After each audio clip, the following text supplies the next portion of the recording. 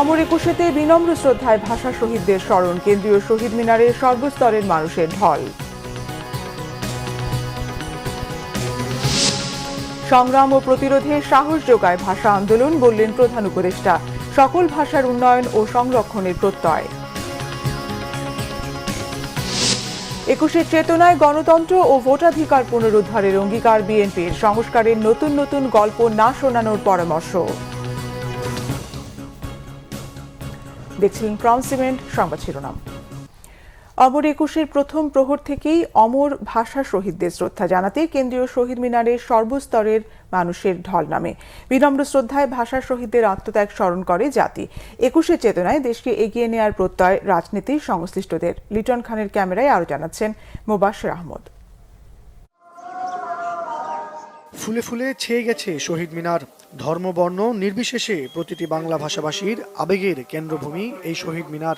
আন্তর্জাতিক মাতৃভাষা দিবস উপলক্ষে তাই শহীদ মিনারে লাখো মানুষের ঢল। মঞ্চে বিভিন্ন সংগঠনের নাম ঘোষণার ফাঁকে ফাঁকে মাইকে বেজে উঠছে সেই অমর সুর। সালাম, রফিক, জব্বার সহ সকল ভাষা শহীদদের প্রতি শ্রদ্ধা জানাতে বেদিতে ফুল নিবেদন করেন শিশু, বৃদ্ধ, পরিবার সহ সকল শ্রেণী পেশার মানুষ। ভাষাদের জন্য সম্মানের জন্য ফুল দিয়েছি। বাংলাদেশের মানুষেরাই তার মাতৃভাষার জন্য জীবন দিয়েছে। ঘুরছি, অনেক মজা লাগছে আমার। ঘুরেছি, শহীদ মিনার দেখেছি। ছোটবেলা থেকে আসলে বইয়ে সব জায়গায় পড়তে পড়তে আসলে বড় হতে এখানে আলাদা একটা ভালো লাগা কাজ করে। আজ 24 পর্যন্ত আমরা ছাত্ররাই আসছি দেশের আন্দোলন সংগ্রামে বারবার।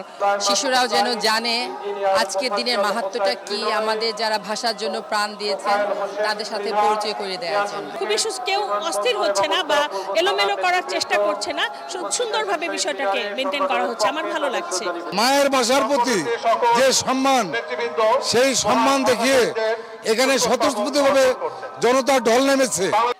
ভাষা শহীদদের প্রতি শ্রদ্ধা জানাতে আসে তরুণ প্রজন্মের বিভিন্ন রাজনৈতিক অঙ্গনের নেতারা।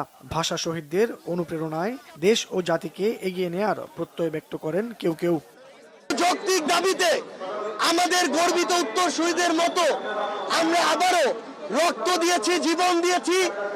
আমরা স্বৈরাচারকে বাংলাদেশ থেকে উৎখাত করেছি। প্রত্যেকটা আন্দোলন, প্রত্যেকটা সংগ্রামের যে আকাঙ্ক্ষা, সে আকাঙ্ক্ষার বাংলাদেশ বিনির্মাণে আমরা সকলে কাঁধে কাঁধ মিলে কাজ করে যাব। আমরা আশঙ্কা দেখতে পাচ্ছি গত 53 বছরে ভাষা ইনস্টিটিউট থেকে শুরু করে সবগুলো ভাষার যতগুলো প্রতিষ্ঠান রয়েছে এগুলোকে ক্রিপল করে বা পঙ্গু করে রাখা হয়েছে। বিভিন্ন সামাজিক সাংস্কৃতিক সংগঠনের কর্মীরাও এসেছেন দল বেঁধে। দলমত নির্বিশেষে চাওয়া এক, সম্প্রীতির বাংলাদেশ। মোবাশ্বের আহমেদ, বাংলা ভিশন, ঢাকা। এর আগে একুশের প্রথম প্রহরে ভাষা শহীদদের শ্রদ্ধা জানান রাষ্ট্রপতি মোহাম্মদ শাহাবুদ্দিন, প্রধান উপদেষ্টা ডক্টর মোহাম্মদ ইউনূস। শ্রদ্ধা জানিয়েছেন প্রধান বিচারপতি, উপদেষ্টা পরিষদের সদস্য ও 3 বাহিনীর প্রধান সহ বিশিষ্টজনেরা। রাষ্ট্রপতি মোহাম্মদ শাহাবুদ্দিনের শ্রদ্ধা নিবেদনের মধ্য দিয়ে শুরু হয় শহীদ বেদিতে শ্রদ্ধা জানানো পর্ব। এরপর ভাষা শহীদদের শ্রদ্ধা জানান প্রধান উপদেষ্টা ডক্টর মোহাম্মদ ইউনূস। বেশ কিছুক্ষণ নীরবে দাঁড়িয়ে থাকেন তিনি। এরপর শ্রদ্ধা জানান প্রধান বিচারপতি সৈয়দ রেফাত আহমেদের নেতৃত্বে আপিল বিভাগ ও হাইকোর্ট বিভাগের বিচারপতিরা। শহীদ বেদিতে শ্রদ্ধা জানান অন্য উপদেষ্টা পরিষদের সদস্যরা। বিভিন্ন দেশের কূটনীতিকরাও ভাষা শহীদদের প্রতি শ্রদ্ধা জানান। এরপর শহীদ বেদিতে শ্রদ্ধা জানান 3 বাহিনীর প্রধানরা। শ্রদ্ধা জানায় বাংলাদেশ পুলিশ। উপাচার্য ডক্টর নিয়াজ আহমেদ খানের নেতৃত্বে শহীদ বেদিতে শ্রদ্ধা জানায় ঢাকা বিশ্ববিদ্যালয় পরিবার।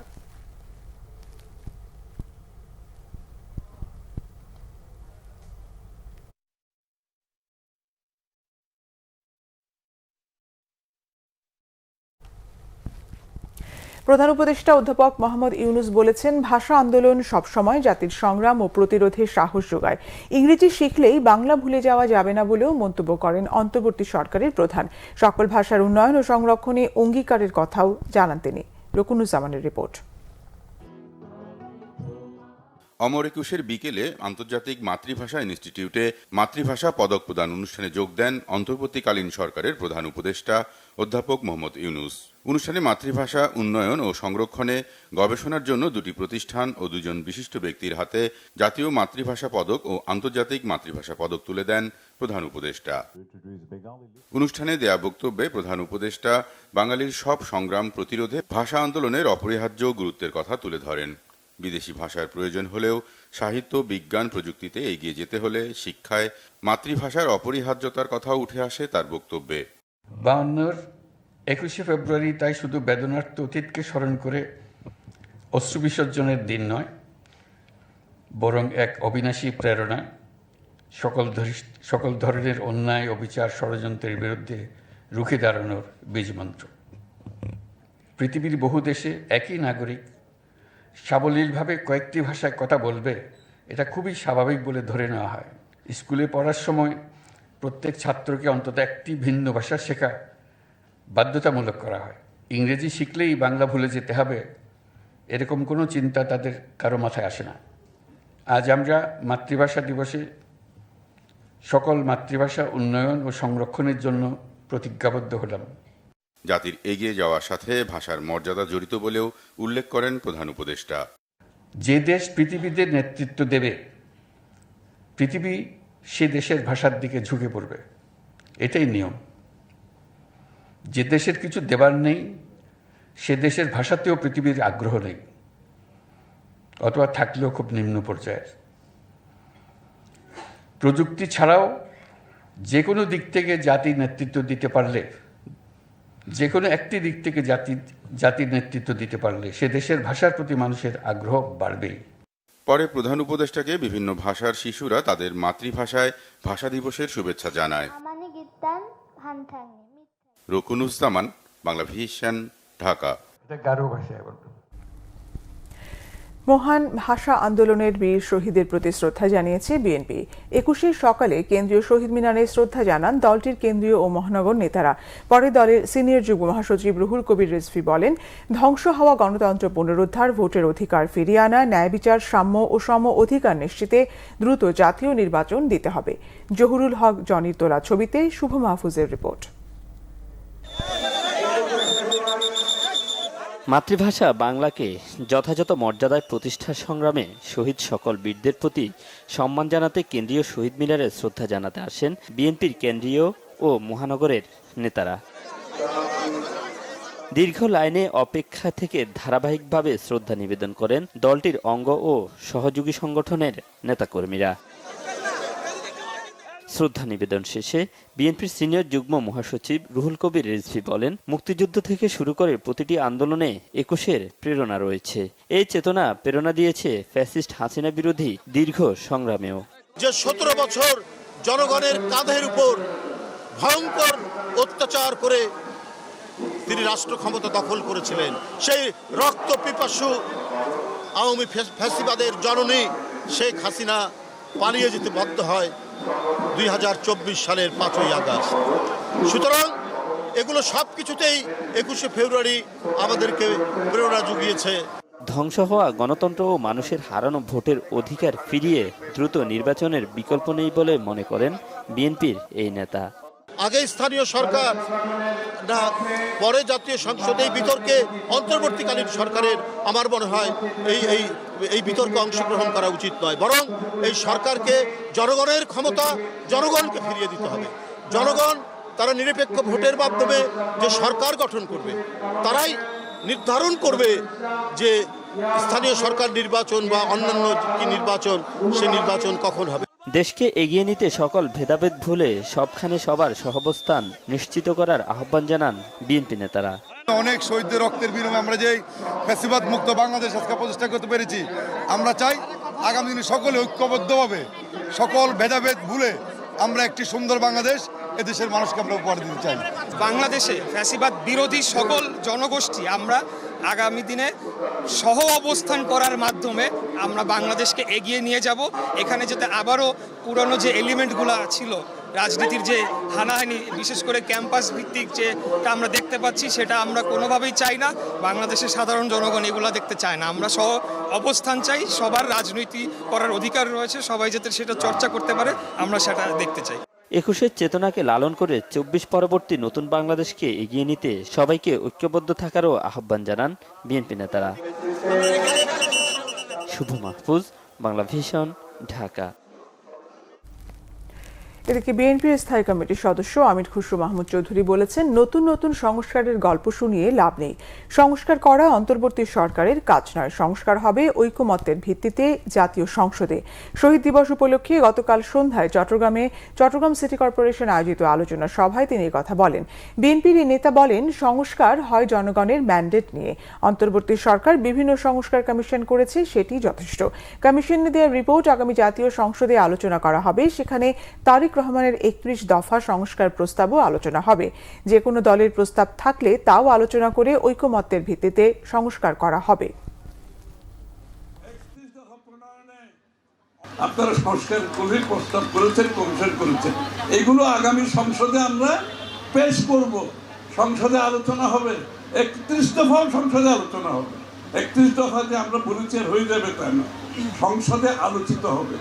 তাদের প্রস্তাব তারা যদি কেউ রিকমেন্ড করতে চায়, অন্য দলের কেউ যদি কিছু আনতে চায়, সেটাও সংসদে প্রস্তাব করি। কারণ আমরা গণতান্ত্রিক অর্ডার দেশে ফিরিয়ে আনতে চাই। জনগণের চিন্তার প্রতিফলন রাষ্ট্র পরিচালনায় দৈনন্দিন জীবনে আপনাকে করতে হবে। আগের মতো দেশ পরিচালনা করা যাবে না। সংস্কারের কথা বললে অনেকের গাত্রদাহ শুরু হয় বলে মন্তব্য করেছেন জাতীয় নাগরিক কমিটির নেতারা। তারা বলেন, অবাধ ও সুষ্ঠু নির্বাচনের জন্য সংস্কারের বিকল্প নেই। গতকাল বিকেলে রাজধানীর বাংলা মোটরে জাতীয় নাগরিক কমিটির উদ্যোগে অমর একুশে উপলক্ষে আলোচনা সভায় এই কথা বলেন নেতারা। বিএনপিকে ইঙ্গিত করে তারা বলেন, গত 5ই আগস্টের আগে দেশের একটি রাজনৈতিক দল ডামি আন্দোলন করেছে। সংস্কার না করে নির্বাচন দিলে যে দল আগামীতে ক্ষমতায় যাবে তারাও আওয়ামী লীগের মতো ফ্যাসিবাদ কায়েম করবে বলে শঙ্কা তাদের। আওয়ামী লীগকে নিষিদ্ধ করার দাবিও জানান নাগরিক কমিটির নেতারা। বাংলা একাডেমি ও মাতৃভাষা ইনস্টিটিউটের সমন্বয়ে বাংলা ভাষা গবেষণার মাধ্যমে দেশের সংস্কৃতিকে বিকশিত করার আহ্বান জানান আলোচকরা।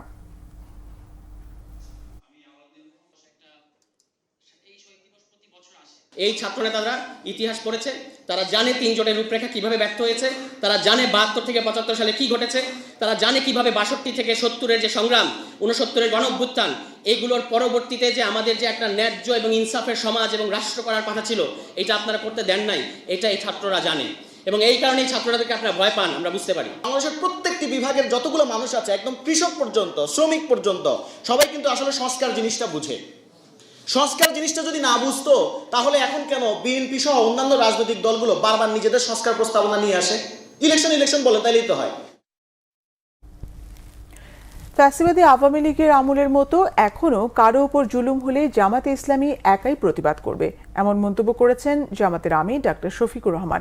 আন্তর্জাতিক মাতৃভাষা দিবস উপলক্ষে গতকাল সকালে রাজধানীতে এক আলোচনা সভায় জামাতের আমির কথা বলেন।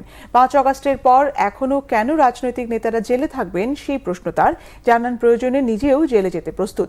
ডাক্তার শফিকুর রহমান বলেন, দেশের মানুষের সাথে যেই জুলুম করবে তাদের বিরুদ্ধেই সামাজিক প্রতিরোধ গড়ে তুলতে হবে। ফ্যাসিবাদ বিরোধী আন্দোলনে জামাত বেশি ক্ষতিগ্রস্ত হয়েছে দাবি করে বলেন, তাদের সিনিয়র নেতাদের ষড়যন্ত্রমূলকভাবে ফাঁসি দেওয়া হয়েছে।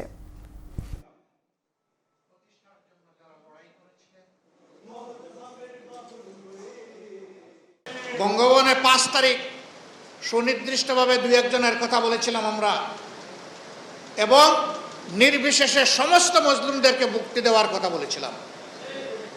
হ্যাঁ, ওই সময় যাদেরকে বন্দী করা হয়েছিল তাদেরকে মুক্ত করে দেওয়া হয়েছে, কিন্তু এর চাইতে বেশি জুলুম যাদের উপর করা হয়েছে তাদের একজন শুধু কেন জেলের ভিতরে থাকবেন? মনের এই কষ্ট থেকে আমি বলেছি যে আমার এখন আর বাইরে থাকার কোনো সার্থকতা নেই। আমি নিজেও এখন এর প্রতিবাদে জেলে যেতে চাই। আমি স্বেচ্ছায় যাব, সরকার যেন আমাকে জেলে পাঠানোর ব্যবস্থা করে। রাজধানীর খিলগাঁওয়ের তালতলায় একটি করাত কলে আগুনে পুড়ে গেছে 20টি গ্যারেজ, ওয়ার্কশপ ও 2টি সমিল। শুক্রবার সন্ধ্যার পর আগুনের সূত্রপাত হয়। ফায়ার সার্ভিসের 10টি ইউনিট 2 ঘন্টার চেষ্টায় আগুন নিয়ন্ত্রণে আনে। বৈদ্যুতিক শর্ট সার্কিট সহ বিভিন্ন কারণে আগুনের সূত্রপাত হয়ে থাকতে পারে বলে মনে করছে ফায়ার সার্ভিস। ক্ষয়ক্ষতির চিত্র এখনো পাওয়া না গেলেও আগুনে কেউ হতাহত হয়নি। আগুনের লেলিহান শিখা দাউ দাউ করে জ্বলছে 20টি ওয়ার্কশপ, গ্যারেজ ও 2টি সমিল। নিয়ন্ত্রণে কাজ করে ফায়ার সার্ভিসের 10টি ইউনিট। স্থানীয়রা বলছেন, হঠাৎ করে বিকট শব্দে আগুন ছড়িয়ে পড়ে চারপাশে, পুড়ে যায় গ্যারেজ ও সমিলগুলো। তাৎক্ষণিকভাবে নিজেরাই আগুন নিয়ন্ত্রণের চেষ্টা চালান উপস্থিত জনতা। গ্যাসের সিলিন্ডারের কারণে এখানে আগুন জ্বলতেছে আর কি। তারপরে আমরা দেখতে পাই 2টা গাড়ি, ফায়ার সার্ভিসের গাড়ি ওই জায়গায় পানি দিচ্ছে, কিন্তু আমরা তবু ওইটা আর কি আগুন নিয়ন্ত্রণে আনা যাচ্ছে না। ট্রান্সমিটারটা বাস্ট হয়েছিল, বাস্ট হওয়ার পরে ওখান থেকে যখন আগুনটা লেগে যায়, তখন আগুন যখন বাড়তে থাকে ফায়ার সার্ভিস পানি দিচ্ছিল, পানি দেওয়ার পরে কিছুক্ষণের মধ্যে হচ্ছে আপনার সিলিন্ডার গ্যাসগুলো বাস্ট হয়ে থাকে। পরে মানুষ আতঙ্কিত হয়ে দৌড় দেয়, আরও বাস্ট হয়ে থাকে, সিলিন্ডার আরও ছিল মনে হয় আরও বাস্ট হয়ে থাকে। এরপরে আগুনটা আস্তে আস্তে নিভে যাচ্ছে। আগুন লাগার ঠিক 1 ঘন্টার মধ্যে ফায়ার সার্ভিস এসে পড়ছে। এর আগে একটা ছিল, এরপরে আর্মি এবং পুলিশ এসে ঘটনা নিয়ন্ত্রণে। পরে ফায়ার সার্ভিসের 10টি ইউনিট প্রায় 2 ঘন্টার চেষ্টায় আগুন নিয়ন্ত্রণে আনে। ফায়ার সার্ভিস বলছে কেমিক্যালের ড্রাম বিস্ফোরণ থেকে আগুন চারপাশে ছড়িয়ে পড়ে। এটা আনুমানিক আমরা বলতে পারবো প্রাথমিকভাবে, আমাদের সোর্স এটা তদন্ত সাপেক্ষ। এটা কি কোনো একটা অক্সিঅ্যাসিটিলিন শিখা থেকে হয়েছে, না এটা কোনো কেউ সিগারেট খেয়ে করেছে, না কেউ এখানে মানে সাবোটাজ হয়েছে, এই প্রত্যেকটা বিষয় আমাদেরকে দেখতে হবে, বিচার করে দেখতে হবে। তবে এখানে যেটা মনে হয় যে অনেকগুলো সোর্স হতে পারে। অক্সিঅ্যাসিটিলিন শিখা বললাম, তারপরে থিনার পেইন্ট বললাম, তারপর সিলিন্ডারের আর বিদ্যুতের শর্ট সার্কিট থেকে হতে পারে। তবে অগ্নিকাণ্ডের ওই ঘটনায় হতাহতের কোনো ঘটনা ঘটেনি বলে জানিয়েছে fire service. Ubaidullah Mamun, Bangla vision, Dhaka. এদিকে মধ্যরাতে রাজধানীর করাইল বস্তির TNT মন্দির গেট এলাকায় আগুন লাগে। রাত 1টার দিকে একটি দোকান থেকে এই আগুনের সূত্রপাত বলে জানিয়েছে স্থানীয়রা। রাত 12:44 আগুন লাগার খবর পেয়ে ঘটনাস্থলে যায় ফায়ার সার্ভিস।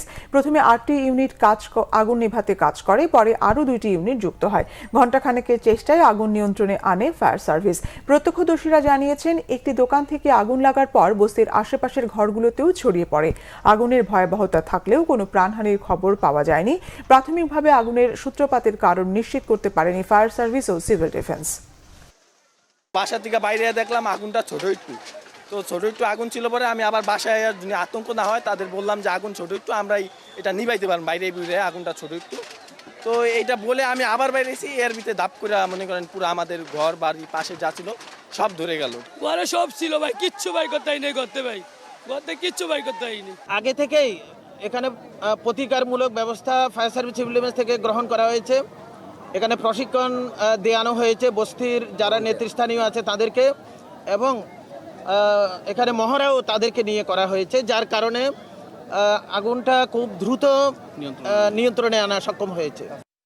টানা 5 দিন ধরে চলছে খুলনা প্রকৌশল ও প্রযুক্তি বিশ্ববিদ্যালয় কুয়েটের আন্দোলন। শুক্রবার রাতে ভিসির বাসভবনে তালা লাগিয়ে নতুন কর্মসূচি ঘোষণা করেন আন্দোলনকারীরা। এই সময় তারা জানান, শনিবার সকাল 10:30টায় ক্যাম্পাসে সন্ত্রাস বিরোধী মিছিল করবেন তারা। বিশ্ববিদ্যালয়ে নতুন ভিসি নিয়োগ না হওয়া পর্যন্ত এই আন্দোলন চালিয়ে যাওয়ার ঘোষণা দিয়েছেন আন্দোলনকারীরা। টানা 1.5 মাস ছুটির কবলে পড়া কুয়েটের অনেক শিক্ষার্থী এরই মধ্যে হল ছেড়েছেন। তবে আন্দোলনকারীদের মূল অংশটি ক্যাম্পাসেই অবস্থান করছেন। অমর একুশেতে পাঠক দর্শনার্থীর ঢল নামে বইমেলা প্রাঙ্গণে। 21-এর সাজে বন্ধু স্বজনদের নিয়ে বই সংগ্রহে মেলায় হাজির হন অসংখ্য মানুষ। মেলার আর 1 সপ্তাহ বাকি। শেষের দিকে বইয়ের বিক্রি আরও বাড়বে প্রত্যাশা বিক্রেতাদের। সাইদুল ইসলামের ক্যামেরায় বিস্তারিত জানাচ্ছেন নাবিল জাহাঙ্গীর। যেই বিশেষ দিনটিকে কেন্দ্র করে এই বইমেলার আয়োজন, আজ সেই অমর 21শে ফেব্রুয়ারি। অন্যান্য দিনের তুলনায় আজ বইমেলায় পাঠকের ভিড়ও চোখে পড়ার মতো। 21-এর সাজে স্টলে স্টলে ঘুরে পছন্দের লেখকের বই কিনছেন পাঠকরা। মেলার এই পর্যায়ে এসে বইয়ের বিক্রিও বেড়েছে। মেলার এখন আসলে প্রাঞ্জল অবস্থা আসছে, লোকজন বই কিনছে, কারণ শেষ সময়ের দিকে খুবই জমেছে। আর অনেক ভালো লাগছে, কিন্তু আজকে অনেক ভিড়। আমি অলওয়েজ অ্যাডভেঞ্চার টাইপের বই পছন্দ করি, তারপর একটু হরর টাইপের। জুলাই আন্দোলন, তারপরে জুলাই বিপ্লব নিয়ে এগুলো নিয়ে বই দেখতে হবে। আমি বেশিরভাগ সাহিত্য পছন্দ করি, তাই সাহিত্যিক বইগুলো দেখলাম বিভিন্ন স্টল ঘুরে, এখনো কেনা হয়নি, কিনবো। এখানে আমি বিশেষ করে কবিতার বইগুলো কিনেছিলাম আর কি। আমার ছোট একটা ভাই আছে, ওর জন্য বই দেখতেছি, ও তো বই পড়তে পছন্দ করে। আমি মূলত বিজ্ঞান বিষয়ক বইগুলো বেশি পছন্দ করি, যেমন অ্যাস্ট্রোফিজিক্স, তারপরে বায়োলজি বিষয়ক। আজকের বইমেলাটা খুব জনারণ্যতে পরিণত হয়েছে, লোকারণ্য, এবং অনেকের মধ্যেই বই কেনার আগ্রহর প্রবণতা বেড়েছে। পাঠক লেখক প্রকাশকের মিলন মেলায় উপস্থিত থাকতে পেরে উচ্ছ্বাস অনেকের কণ্ঠেই। পাঠক হয়ে যারা আসছেন তাদের সাথে আমার ইন্টারাকশন হচ্ছে, পরিচয় হচ্ছে, তারা আমার বই নিচ্ছেন, পড়ছেন। সামহাও আমাকে সরাসরি না রিচ করতে পারলেও আমার লেখাগুলো রিচ করছেন। বইটার নাম একটু ডিফারেন্ট। এটা হচ্ছে আমাদের যেমন গাবতলী টু সায়দাবাদ, তো সুইডেনে এরকম 2টা স্টেশনে আমি চলাফেরা করতাম। চলাফেরা করতে করতে ফেসবুকে লেখা, ওই থেকে বইটা বের করা আর কি। আমার বইয়ের নাম এসব সুন্দর জীবন গড়ি, আদর্শ মানুষ হিসেবে তৈরি হওয়ার জন্য যে গুণাবলীগুলো দরকার সেগুলো আমি সচিত্র আকারে দেখানোর চেষ্টা করেছি। এবার বইমেলায় আমার 2টা বই প্রকাশ পাইছে। জুলাই আগস্ট বিপ্লবের আদ্যোপান্ত নামে আমার একটি বই প্রকাশিত হয়েছে। মেলার শেষ সপ্তাহে পাঠকের উপস্থিতি আরও বাড়বে, সাথে বাড়বে বইয়ের বিক্রিও, এমনটাই প্রত্যাশা প্রকাশক বিক্রেতাদের। Nabil Jahangir, Bangla vision, Dhaka. Hockey. AHF cup হকির প্রস্তুতি শুরু করেছে বাংলাদেশ। প্রাথমিক ক্যাম্প থেকেই ধাপে ধাপে বাছাই করা হবে চূড়ান্ত দল। সিনিয়র খেলোয়াড়দের ফিটনেস ফিরিয়ে আনার বিশেষ নজর থাকবে কোচের। বেশি বয়সের কারণে ক্যাম্পে ডাক পাননি অভিজ্ঞ রাসেল মাহমুদ জিমি। এই টুর্নামেন্টে শিরোপা ধরে রাখার মিশন বর্তমান চ্যাম্পিয়ন বাংলাদেশের। মানিক মাহমুদের রিপোর্ট। মাওলানা ভাসানী হকি স্টেডিয়ামে AHF কাপ হকির প্রাথমিক ক্যাম্পে ডাক পাওয়া 62 জনের মধ্যে যোগ দেননি 6 জন। খেলোয়াড়দের ফিটনেস পরীক্ষার কুপার টেস্টের পর অনুশীলন করিয়েছেন কোচ মামুনুর রশিদ। ফেডারেশনের সিদ্ধান্ত 32 বছরের বেশি বয়সের কোনো খেলোয়াড়কে দলে নেওয়া হবে না, তাই জায়গা হয়নি 38 বছর বয়সী বাংলাদেশের হকির ব্র্যান্ড রাসেল মাহমুদ জিমির। আগামী 17 থেকে 27 এপ্রিল ইন্দোনেশিয়ার জাকার্তায় হবে 7ম AHF কাপ হকি। তারুণ্য আর অভিজ্ঞতার মিশেলে শক্তিশালী দল গড়ার চেষ্টা কোচের। খেলোয়াড়দের ফিটনেস ফেরানোটাই প্রথম চ্যালেঞ্জ তার। সব প্লেয়ারকেই একটু আমি দেখতে চাই এবং এখানে অনেক সিনিয়র প্লেয়ার আছে, তারা খুবই মানে আমার জন্য এটা খুবই ভালো। তারা অনেক এক্সপিরিয়েন্স, তারা অনেক দিন থেকে ন্যাশনাল টিমে সার্ভিস দিচ্ছে। তারা 17 মাস হকির বাইরে, তাদেরকে যদি একটু কাজ করা যায় তারা কামব্যাক করবে এবং ভালো আমাকে ফিডব্যাক দেবে, আমি আশাবাদী। প্রথম স্টেপটা আমাদের হবে ফিটনেস লেভেলটা নিয়ে কাজ করা। ফিটনেস লেভেলটা যদি আমরা অ্যাচিভ করতে পারি নিঃসন্দেহে আমরা অনেক দূর আগায় যাব। এরপরে যেটা আসলে স্কিল তো আসলে শেষ হয় না, যা শুধু একটু ঘষা মাজা করলেই আমরা আসলে আগের অবস্থায় ফিরে আসি। আশরাফুলের কথাটা, ও আশরাফুল, আমিরুল এরা প্রিভিয়াস সময় ধরে ডমিনেট করে আসছে। AHF কাপ হকিতে অন্যতম সফল দল বাংলাদেশ, 4 আসরের চ্যাম্পিয়ন, কিন্তু ব্যর্থ এশিয়া কাপে। পয়েন্ট টেবিলে সেরা 6 থাকতে না পারায় সুযোগ হয় না সরাসরি খেলার। তাই সেপ্টেম্বরে ভারতে এশিয়া কাপের টিকিট পেতে টপকাতে হবে বাছাই পর্ব AHF কাপ হকির হার্ডল। এখানে আপনার প্রায় 10টা টিম অংশগ্রহণ করবে। তো 10টা টিমের মধ্যে আমার মেন অপোনেন্ট আমি আশা করছি যে ওমান টিম ভালো খেলছে। AHF কাপ খেলতে যাচ্ছে, এখানে আমাদের টার্গেট চ্যাম্পিয়নশিপ এবং এখানে প্রথম 4টা টিম নেক্সট এশিয়া কাপের 6টা টিমের সঙ্গে যুক্ত হয়ে 10টা টিম এশিয়া কাপ খেলবে। প্রথম ধাপের অনুশীলন শেষে আগামী 25 ফেব্রুয়ারি থেকে দ্বিতীয় দফায় অনুশীলন করবে মামুনুর রশিদের শিষ্যরা। মানিক মাহমুদ, বাংলা ভিশন, ঢাকা।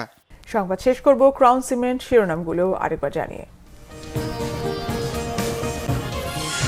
অমর একুশেতে বিনম্র শ্রদ্ধায় ভাষা শহীদদের স্মরণ, কেন্দ্রীয় শহীদ মিনারে সর্বস্তরের মানুষের ঢল। সংগ্রাম ও প্রতিরোধে সাহস যোগায় ভাষা আন্দোলন, বললেন প্রধান উপদেষ্টা। সকল ভাষার উন্নয়ন ও সংরক্ষণের প্রত্যয়। 21 চেতনায় গণতন্ত্র ও ভোটাধিকার পুনরুদ্ধারের অঙ্গীকার বিএনপির। সংস্কারের নতুন নতুন গল্প না শোনানোর পরামর্শ।